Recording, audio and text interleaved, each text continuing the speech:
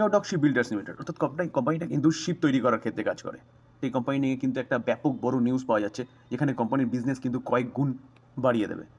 তো চলুন sir, at first company নিউজটা কী পাওয়া যাচ্ছে সেটা একটু দেখার চেষ্টা করি। স্যার, যে নিউজটা পাওয়া যাচ্ছে সেটা কিন্তু আজকেরই নিউজ, 12ই আগস্ট। নিউজটা কী পাওয়া যাচ্ছে দেখুন, ইন্ডিয়ান নেভি অ্যাপ্রুভ করেছে যে এই Mazagon dock ship builders limited, যে এই কোম্পানিটা কিন্তু 6টা সাবমেরিন তৈরি করতে চলেছে। কার সাথে?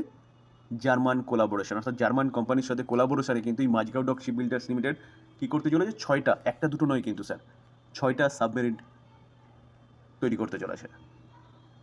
যেখানে স্যার এই যে কোম্পানিটা 6টা সাবমেরিন তৈরি করতে চলেছে স্যার, এই 6টা সাবমেরিনের জন্য খরচা কত হতে চলেছে? 60,000 করোড়। তো বলতে পারেন 60,000 করোড়ের এই প্রজেক্টটা, যেটা Mazagon dock ship builders limited কাছে আসতে চলেছে, অবশ্যই জার্মানির একটা কোম্পানির সাথে কোলাবোরেশনে, যেটা কিন্তু অ্যাপ্রুভাল পেয়ে গেছে ইন্ডিয়ান নেভি থেকে।